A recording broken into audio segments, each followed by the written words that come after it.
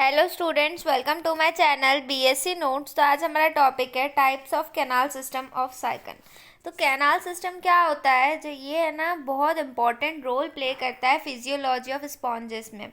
ये है ना एक्सचेंज करता है जो भी एक्सटर्नल मीडियम से कुछ चीज़ें, वाटर जैसे अंदर लेना है, फूड मटेरियल अंदर लेना है, तो वो जो फूड रहता है और ऑक्सीजन रहता है वो वाटर के थ्रू ही आते हैं उनकी बॉडी के अंदर। तो वो जो होता है ना कैनाल सिस्टम, उसमें हेल्प करता है एक्सचेंज करवाने में, मतलब स्पॉन्ज बॉडी और एक्सटर्नल मीडियम। जो एक्सटर्नल मीडियम होता है वो मरीन वाटर रहता है, और ये किससे मेंटेन होता है, through by the means of this current. कौन से करंट से? वाटर करंट से मेंटेन होता है। वाटर और oxygen brought into the body and excretory material and reproductive products carried out of the body wall। क्या होता है, जो फूड और ऑक्सीजन होता है ये बॉडी के अंदर आते हैं, और जो एक्सक्रीटरी मटेरियल और रिप्रोडक्टिव प्रोडक्ट्स होते हैं ये बाहर जाते हैं बॉडी के थ्रू वाटर करंट्स। ठीक है, वाटर करंट्स के थ्रू जाते हैं। और फिर जो स्पॉन्ज की बॉडी रहती है उसमें बहुत सारे पोर्स रहते हैं, उनको बोलते हैं डर्मल पोर्स या ऑस्टिया। फिर इन बॉडी के अंदर क्या होता है, जो वाटर करंट रहता है वो है ना कुछ सिस्टम्स में ही फ्लो करता है, जो ऑफ स्पेसेस, जो खाली कैविटी या स्पेसेस रहती है उनमें ही पानी फ्लो करता है, उसको बोल। और वो जो स्पेसेस मिलके सबको क्या बोलते हैं, कैनाल सिस्टम बोलते हैं। 3 टाइप के कैनाल सिस्टम होते हैं स्पॉन्ज या साइकन में। एक एस्कॉन टाइप, एक साइकॉन टाइप और एक ल्यूकॉन टाइप। तो एस्कॉन टाइप में क्या होता है, जो एस्कॉन टाइप होता है ये सबसे सिंपलेस्ट टाइप होता है। ये एस्कॉन टाइप ऑफ स्पॉन्जेस में मिलता है, जैसे ल्यूकोसोलेनिया। फिर जो बॉडी सरफेस रहता है इसमें बहुत सारी माइन्यूट ओपनिंग्स होती है, उनको इनकरेंट पोर्स या ऑस्टिया बोलते हैं। जो इनकरेंट पोर्स रहते हैं उनमें इंट्रासेलुलर स्पेसेस रहते हैं। जो इंट्रासेलुलर स्पेसेस रहते हैं उसमें ट्यूब लाइक सेल्स प्रेजेंट रहती है, जिसको पोरोसाइट्स बोलते हैं, जो रेडियली एक्सटेंड करती है इनटू मीजेनकाइम में एक्सटेंड करती है। और कहाँ डायरेक्टली कहाँ खुलती है, स्पॉन्जोसील में ओपन होती है। स्पॉन्जोसील क्या होता है, ये single large spacious central cavity होती है in the flagellated collar cells और कोइनोसाइट। ये single large spacious central cavity होती है किसमें, फ्लैजिलेटेड कॉलर सेल्स में। फिर जो स्पॉन्जोसील होती है वो कहाँ ओपन होती है, आउटसाइड, बाहर सब तरफ खुलती है, through a narrow circular opening. एक छोटी सी नैरो सर्कुलर ओपनिंग से बाहर खुलती है, उसको क्या बोलते हैं, ऑस्क्यूलम, जो फ्री एंड पे रहता है प्रेजेंट। ये इसमें या तो कभी कभी क्या होता है, ऑफन ये फ्रिंज्ड रहता है बहुत सारे मोनोएक्सॉन स्पाइक्यूल से। फिर जो उसके आसपास सराउंडिंग सी वाटर रहता है वो कैनाल सिस्टम के अंदर एंटर करता है थ्रू ऑस्टिया।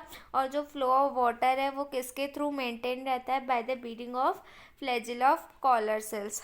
फिर जो रेट ऑफ वाटर फ्लो होता है वो बहुत स्लो होता है, क्योंकि स्पॉन्जोसील की बॉडी के अंदर बहुत सारा पानी रहता है, तो वो एक बार में एक ऑस्क्यूलम के थ्रू बाहर नहीं जाएगा, क्योंकि पोर्स ऑस्टिया तो बहुत सारे हैं जिसके अंदर पानी जा रहा है, पर ऑस्क्यूलम जहाँ से पानी बाहर जा रहा है वो एक है, तो इसलिए पानी का प्रेशर कम रहता है कि धीरे धीरे पानी बाहर जाए।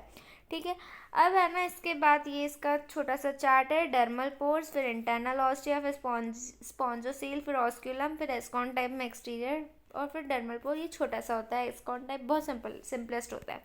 फिर साइकॉन टाइप आता है, तो sycon type more complex system of pores है एंड कैनाल्स, और ये इसको कैरेक्टराइज कैसे कर सकते हैं, it is a characteristic of syconoid sponge, जैसे स्काइफॉर ग्रेंटिया। फिर जो बॉडी वॉल रहती है साइकोनॉइड स्पॉन्ज की, ये 2 टाइप के कैनाल्स रहते हैं इसमें, इनकरेंट और रेडियल कैनाल, जो पैरेलल और अल्टरनेटिंग रहती है एक दूसरे से। जो इनकरेंट पोर्स और डर्मल ऑस्टिया रहते हैं ये आउटर सरफेस पे रहते हैं बॉडी के, और कहाँ ओपन होते हैं, इनकरेंट कैनाल्स में ओपन होते हैं। ये कैनाल जो रहते हैं नॉन फ्लैजिलेटेड रहते हैं, और ये किन से लाइन रहते हैं, पिनेकोसाइड से, और ये lead into adjacent radial canals. और ये कहाँ लीड करते हैं, एडजेसेंट रेडियल कैनाल्स में, थ्रू किसके, माइन्यूट ओपनिंग्स के थ्रू, जिसको पोर्सोपाइल्स बोलते हैं। पोर्सोपाइल्स माइन्यूट ओपनिंग्स रहती हैं।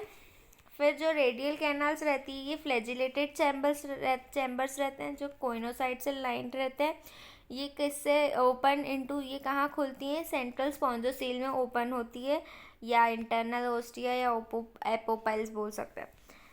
फिर स्पॉन्जोसील क्या होती है, एक नैरो नॉन फ्लैजिलेटेड कैविटी है जो किससे लाइंड है, पिनेकोसाइट से लाइंड है। It opens to exterior through an incurrent pores, ये जो बाहर तरफ कहाँ से खुलती है, एक्सकरेंट पोर से। फिर द ऑस्क्यूलम, जिसको एक्सकरेंट पोर को क्या बोलते हैं, ऑस्क्यूलम, जो किसके जैसा है, सेम एस्कॉन टाइप के जैसा ही है ऑस्क्यूलम।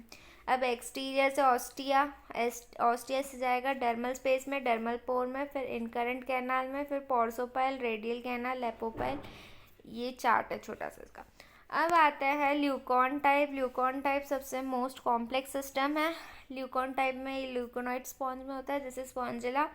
ये रेडियल सिमेट्री में नहीं रहती है, कैनाल सिस्टम में इरेगुलर बन जाता है, इसलिए कॉम्प्लेक्स हो जाता है। फ्लैजिलेटेड चैम्बर्स जो होते हैं वो बहुत छोटे होते हैं, स्पेरिकल होते हैं, और किससे लाइन रहते हैं, कोइनोसाइड से।